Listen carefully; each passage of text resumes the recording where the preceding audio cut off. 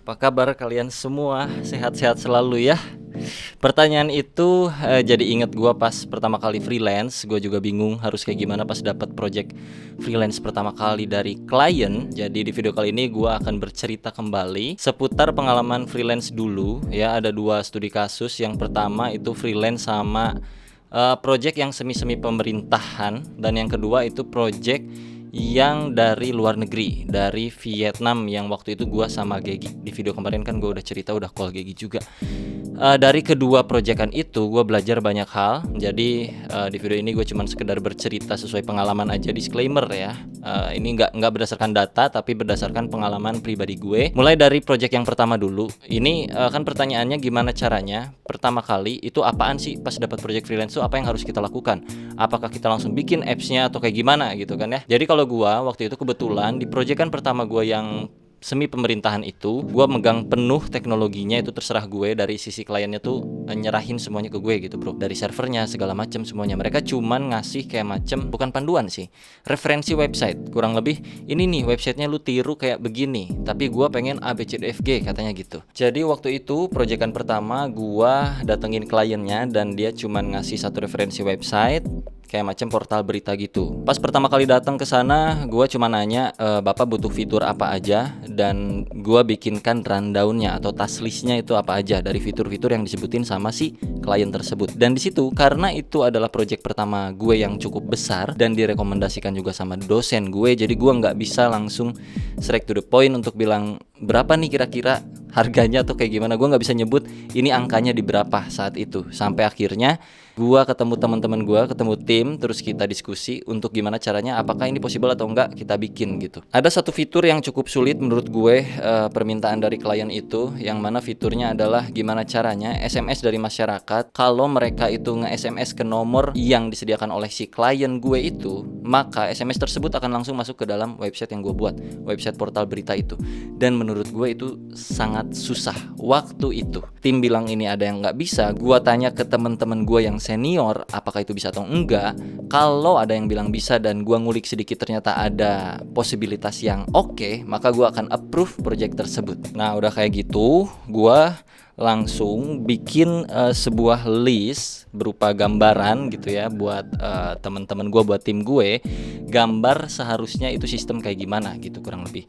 Contohnya mulai dari back end dulu. Biasanya kalau gue pribadi mulai dari back end dulu ya. Setiap orang beda-beda nge-manage projectnya kayak gimana. Kalau gue dari back end dulu, dari database, relasinya dan kawan-kawannya. Setelah gue gambar pakai kertas biasa ya, gambar doang kayak acak-acakan gitu. Ini tabel relasinya harus kemana, primary key-nya yang mana, foreign key-nya yang mana, dan segala macam kayak gitu. Gua nggak pakai modelan-modelan kayak software yang ada di PC kayak gitu-gitu, enggak, karena ini project tim gue dan tim gue udah sangat mengenal gue. Jadi ya apapun yang gue lakukan, kalau memang itu sistemnya oke, mereka akan mengikuti gitu bro. Dan kita nggak lupa pasti diskusi dulu sebelum kita membuat sesuatu. Nggak cuman gue yang tiba-tiba jebret harus pakai ini ABCDFG, enggak gitu bro. Jadi gue tetap konsultasi dulu sama si Teddy, sama si Cahyo, si Hafid, si Jo, sama si Gegi bahkan kayak gitu-gitu. Dan setelah semuanya oke, maka kita mulai perancangannya. Kita minimal bikin kayak diagram apanya dulu kayak gitu kan, ada UML, ada apa, banyak ya kan. Kalau database-nya udah, baru gue balik lagi ke klien, terus gue tanya gimana arsitektur sistem ini, bisa atau enggak, oke atau enggak. Kalau oke kita akan lanjut gas ke back end-nya, bikin API dan segala macamnya.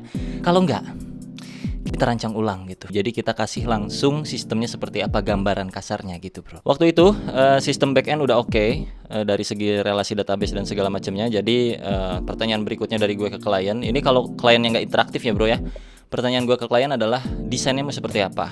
Apakah punya primary color yang spesifik, secondary color, atau accent color dan kawan-kawannya? Kita tanyain mereka itu lebih kemana arah desainnya gitu. Cukup itu dulu. Nggak perlu kasih kayak macam layoutnya mau seperti apa pak, sebelah kiri, sebelah kanannya mau kayak gimana, navbarnya apa, kayak gitu. Nggak terlalu kayak gitu, itu terlalu detail. Biasanya klien yang suka teknologi atau yang ngerti teknologi, mereka lebih mengedepankan fitur terlebih dahulu, baru nanti layoutingnya di belakang gitu. Kalau udah kliennya oke, front endnya oke, back endnya oke, tahu tahapan berikutnya apa? persiapan server. Nah biasanya kalau server itu bisa dari sisi kliennya ataupun enggak. Terlebih kalau kliennya ngerti teknologi, biasanya kita dikasih servernya udah di setupin, tinggal kita masukin proyekannya. Tapi tergantung ya, ini semua enggak sama. Dan waktu itu di proyekan yang gue ini, freelance ini, gue mesti setup server sendiri. Gue beli hostingan gue sendiri, gue siapin semuanya sendiri, bahkan modalnya pun gue sendiri. Karena nggak dikasih uang muka dulu bro, enggak ya. Jadi kerjain ABCDFG, nanti uangnya menyusul gitu di tengah-tengah kalau udah kelihatan hasilnya gitu. Sedangkan gue waktu itu masih kuliah, jadinya uang itu ya gue pakai uang manapun gitu dari orang tua gue minjem dulu. Karena gue kalau mau minjem ke temen juga nggak enak ya. Ini kan project belum tentu nanti hasilnya kayak gimana, dapatnya berapa gue nggak tahu juga karena gue nggak tanyain. Ya seperti yang tadi gue bilang, ini kan rekomendasi dari dosen gue, jadi gue nggak bisa nagih-nagih gitu loh. Kayak ya mungkin lu ngerti lah, kayak malu gitu kan, nggak enak ya mahasiswa nagih-nagih uang ke kliennya. Tapi harusnya kalau secara profesional ya harusnya kita tagih duluan sih, harusnya uang muka dulu, atau ada apa ya, kayak macam tanda tangan dulu lah, surat perjanjian atau kayak gitu-gitu harusnya ada. Saking excitednya jadi gue nggak tahu tuh harus ada surat menyurat kayak gitu, nggak. Jadi gue langsung ketemu kliennya, ngobrol segala macem, oke, terus sampai akhirnya softwarenya itu berfungsi ya. Yang si SMS Gateway itu fungsi, bisa muncul ke browser atau ke website, begitu juga sebaliknya. Jadi misalkan ada masyarakat nge-SMS ke nomor tersebut gitu ya, terus nanti otomatis SMS itu akan masuk ke websitenya secara langsung real time, dan ada spesifik pemantauan page juga. Jadi ada page pemantauan untuk pemerintah memonitoring apa-apa yang terjadi di area komunikasi SMS-nya itulah kurang lebih ya. Kan banyak tuh yang SMS nggak cuma satu ya kan. Cuman problemnya adalah gimana caranya pula balik lagi gitu. Jadi two way bro, nggak cuma dari SMS ke SMS masuk ke website, tapi dari website kalau kita ngeposting sesuatu di website akan ngeblast juga ke SMS itu. Nah itu kan menjadi hal yang berbeda lagi, fitur yang berbeda lagi. Sedangkan gua waktu freelance nggak pakai surat perjanjian, jadi ketika ada penambahan fitur itu sama sekali gua nggak tahu harus kayak gimana, dan gua iyahin aja. Ya, salah satu bentuk profesional gue adalah mengiyahkannya, walaupun seharusnya tidak seperti itu, karena gue nggak tahu itu value-nya berapa, nilainya harusnya berapa, jadi total nanti berapa. Di ending tuh gue nggak tahu. Sampai akhirnya pokoknya kelar tuh dalam waktu 2 bulan apa 3 bulan kurang lebih. Kita diskusi, hasilnya udah ada, gue balik lagi ke klien, gue bawa hasilnya, dan mereka kecewa. Kenapa kecewa? Karena ada desain yang tidak oke ya. Di awal itu biasanya fitur lah number one gitu ya bro, kelar fitur oke. Nah tujuan gue adalah gimana caranya itu fitur kelar dulu semua, ada desainnya setidaknya ada, dan nggak terlalu bad looking gitu bro. Gue bawa ke klien, mereka protes, masa desain kayak begini begitu. Di situ kan diuji lagi tuh mental gue ya.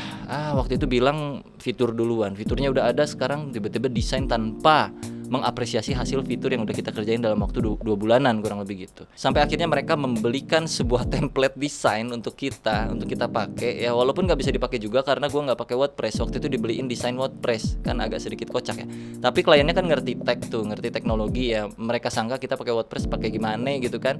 Jadi dibeliin lah desain WordPress untuk proyekan tersebut. Sedangkan kita di situ udah pakai Laravel. Mau masukin itu desain WordPress ke Laravel ya gimana ceritanya, gue nggak ngerti gitu bro. Karena kita manual sketching, manual layouting, dan desain semua CSS sendiri, styling sendiri gitu-gitu. Nah itu pengalaman pertama dari klien yang mengerti teknologi tanpa gua atur surat-surat perjanjian dan segala macamnya. Sampai akhirnya itu udah kelar semuanya dan kita dibayar dengan harga. Ada yang bisa tebak berapa? Gua sama tim kurang lebih 4 atau 5 orang ya, 5 orang lah. Kita dibayar 1 juta rupiah untuk sistem portal berita online real time SMS gateway bolak-balik two way kayak gitu, dan termasuk database, server, hosting dan semuanya.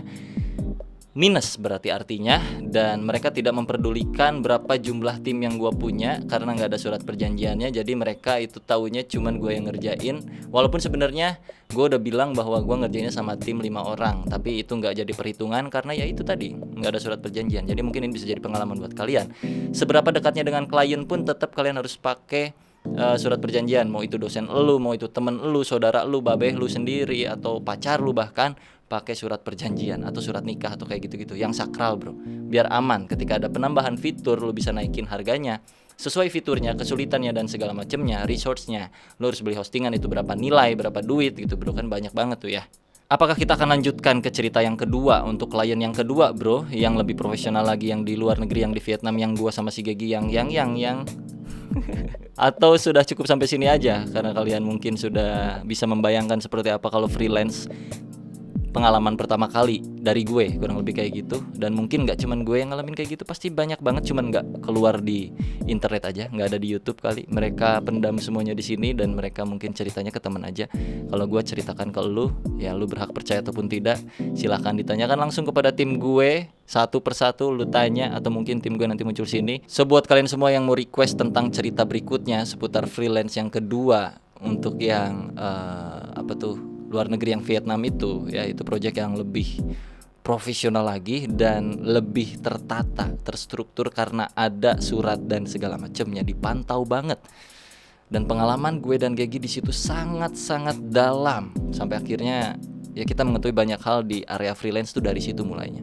Kalau cerita yang tadi, yang freelance pertama gue itu sangat dijadikan pengalaman kepahitan hidup gue waktu awal kali berkarir lah kurang lebih. Tapi untuk yang kedua ini bisa jadi knowledge banget untuk gue ke depan sampai gue bisa di titik ini gitu sekarang karena si project yang kedua itu. Jadi buat kalian yang mau denger ceritanya, modelannya seperti ini lagi, nggak akan terlalu banyak video aneh-aneh juga, nggak gua edit kayak macem ya, cuman beginian doang, cerita-cerita santai sambil kalian makan ataupun kalian ngopi, ngerjain tugas, ngoding atau apa kayak gitu ya. Bisa tonton video gue ini ya, lu bisa minimize YouTube-nya, lu dengerin gua berkoar doang, gua cerita doang. Mungkin aja dari cerita yang gua kasih ini ada hikmah yang bisa lu ambil, ya pasti harusnya sih ada kalau lu bisa ngambil ya, tapi kalau nggak bisa ngambil ya udah wayahna, mohon maaf gitu ya bro ya. Kalau ada tutur kata yang salah dari gue, semoga dimaklum ya.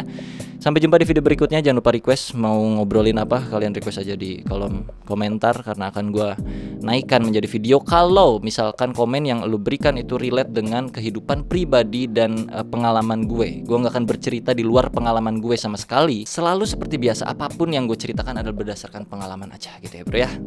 See you on the next time, on the next video. Bye bye.